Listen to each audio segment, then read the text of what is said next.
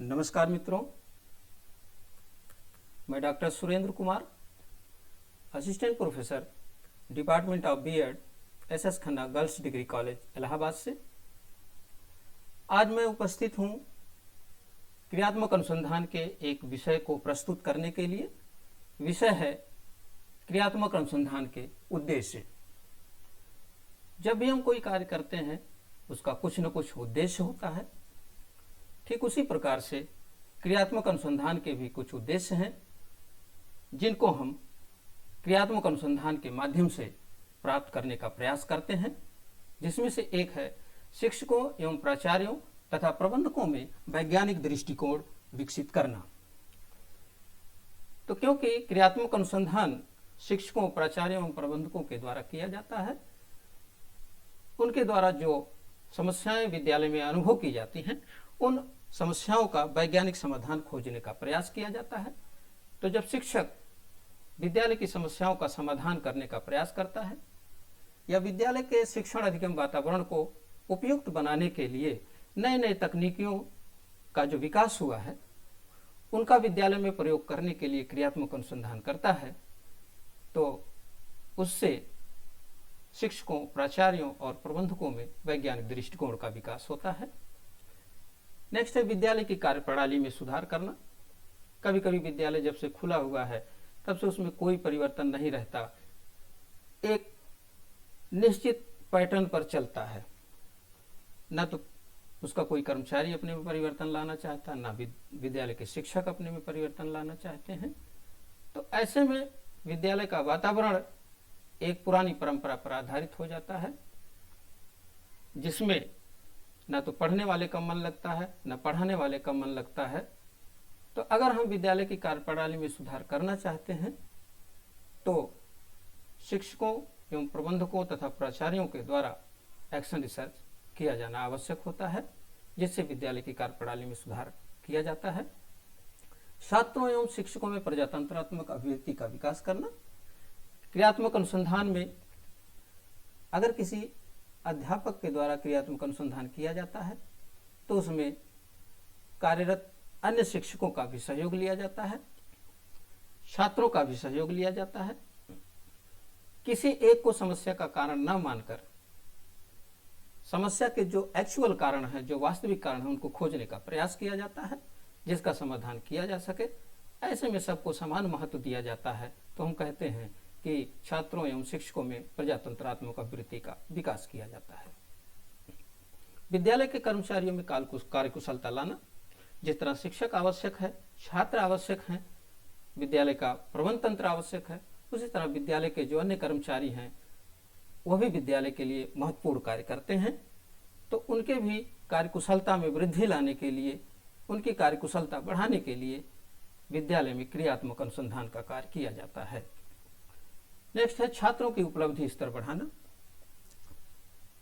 जब शिक्षक अपने शिक्षण प्रविधि में सुधार करने के लिए क्रियात्मक अनुसंधान करता है, कक्षा के वातावरण को सुधारने के लिए क्रियात्मक अनुसंधान करता है,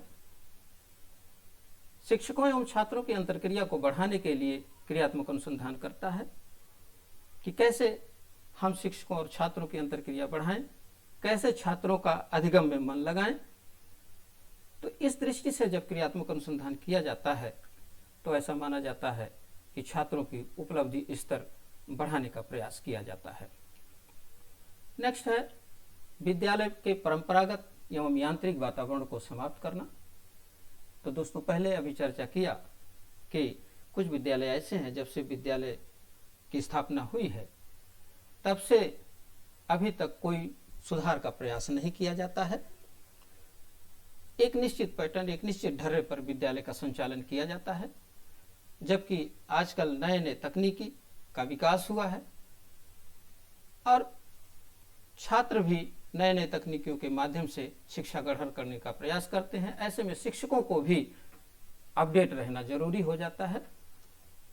तो क्रियात्मक अनुसंधान के माध्यम से हम जो वो विद्यालय का परंपरागत और यांत्रिक वातावरण है उसको समाप्त करने का प्रयास करते हैं।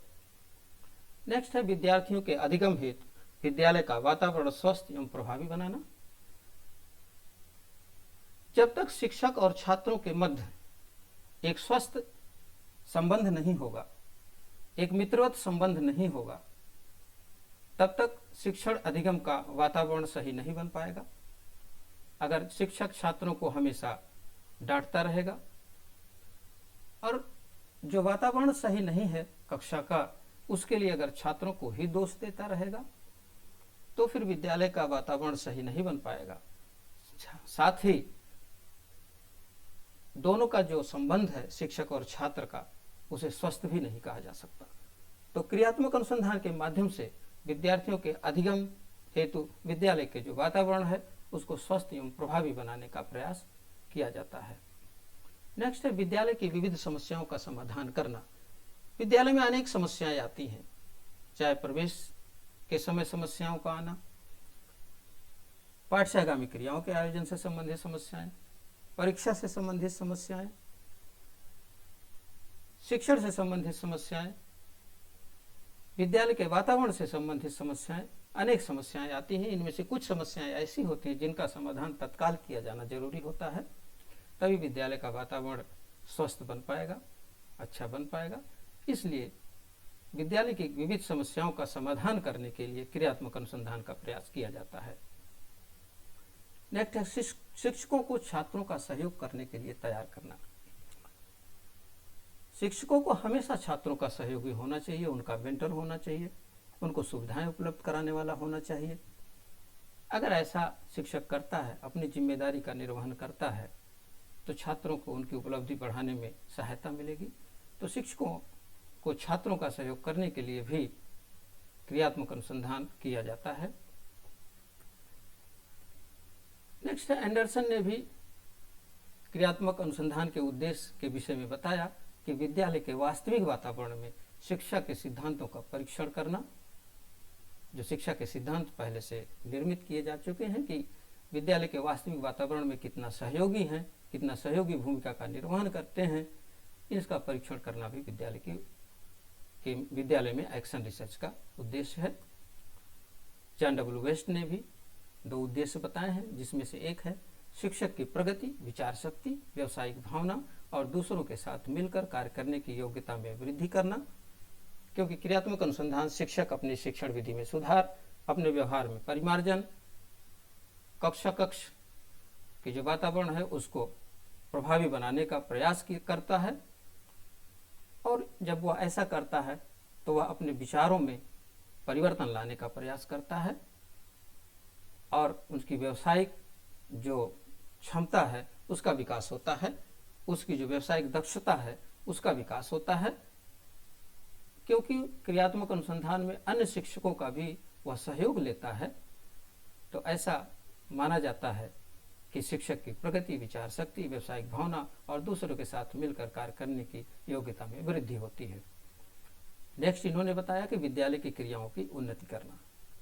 जब विद्यालय में कोई समस्याएं नहीं होंगी, समस्याओं का वैज्ञानिक समाधान कर लिया जाएगा, तो निश्चित तौर पर छात्रों की उपलब्धि का स्तर ऊंचा होगा, विद्यालय में छात्र संख्या बढ़ेगी, और जब विद्यालय में छात्र संख्या बढ़ेगी, छात्रों की उपलब्धि स्तर ऊंचा होगा, तो निश्चित तौर पर विद्यालय की उन्नति होगी और वह विद्यालय के क्रियाओं में सुधार करके ही किया जा सकता है।